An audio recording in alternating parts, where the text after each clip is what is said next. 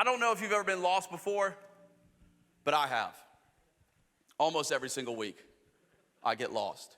There are those in life who somehow, I don't know where they get this power from, I almost don't trust it fully. No matter where you place them, they could have never been there before. You could throw them in the middle of the woods, and somehow they know where they are. Somehow they have this sense of direction to go where they need to go. And then there's another group of people, I call them normal people, who if you place them somewhere, maybe they've been there before and they can remember and they can get maybe some sort of sense of direction and they can find their way. And then there's also a group of people where if it's not for 5 bars of service and specific directions from a GPS, they will not survive another 3 hours on this earth. And that is me. I am still befuddled with people that just know where north, south, east, or west is. You ask them, where's north? And they just point. It's like they just know. Say, well, Josh, it's where the sun is or where the beach is. Yeah, but how do you just know where the beach is? I think you've been watching too much Harry Potter. That's what I think. The only way that I could figure out where north is if Santa flies over my head and leans over his sleigh, says, Josh, 2 things. What, Santa? 1, I'm real. I knew it. 2, I'm on my way home.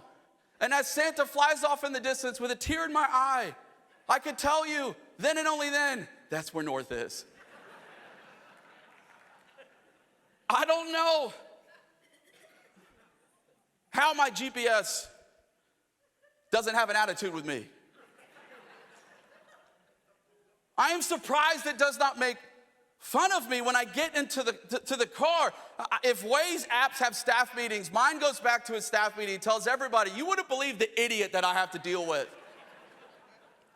When I get into the car, oh, here's Gypsy Josh, where is he gonna go today? So I'm not a gypsy, I just don't know how to go to where I need to go. Here's Josh putting in the address to the grocery store that he goes to every single week. I know, but I get lost. I don't know where I'm going. Josh, it's not a left, it's a right. Hey, dum-dum, you gotta do a U-turn. You're going the wrong way. And it's almost like there's this tension where I know that I'm about to be lost, and I think my GPS waits until the very last second to tell me that I'm lost. And then there's the scariest place on earth for me. I call it the twilight zone. It's when I lose service on my phone. Because I don't know if my GPS still knows where we're going, or I'm lost and I don't know that I'm lost yet.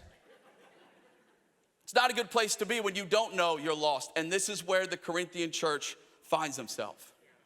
And Paul is pleading to the Corinthian church, a church that doesn't even realize how lost that they are, that they've lost their way. The Corinthian church that Paul has sacrificed everything for, that he has given everything for, that he cares for, that he loves for, that he prays for. And Paul is pleading and he's exclaiming to the Corinthian church, guys, church, you've lost your way. You are going the wrong way. You are no longer following the way of Jesus. You've taken a wrong turn, and you need to turn back. This is the way. And much like the Corinthian church, I have found in my life, and maybe today there are those of us, and there's some areas where we have lost our way, and we need to turn back.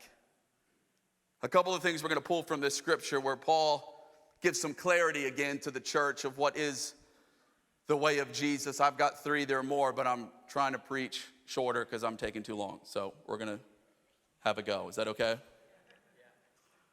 First thing that Paul tells the Corinthian church, he reminds them, hey guys, followers of the way, if you're taking notes, you can write this down. Followers of the way are controlled by the love of Christ.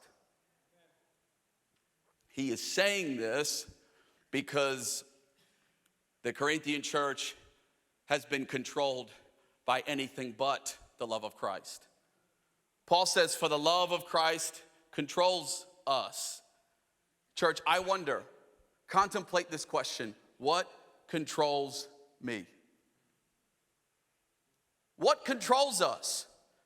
I mean, think about that. What really controls you? What controls your thoughts, your decisions? Because we're all controlled by something. Does the love of Christ control us? This is challenging to me because how often I find myself and the love of Christ is not controlling me. Maybe the most effective way to test how the love of Christ is controlling me is how I view people. Maybe the greatest indicator is if the love of Christ is controlling me is how I view people. Because one thing the love of Christ does, it changes the way that I see people. It keeps me from seeing the worst and from condemning, and it compels me to see people how Jesus sees people. It helps me to see the best. It helps me to see the gold that is in everybody. It helps me to see people as lost sheep just like me, made in the image of Christ, followers of the way. They see people the way that Jesus sees people. Church, when we see people, when we go to work and in our neighborhood, and we go to the voting booth, what do we see?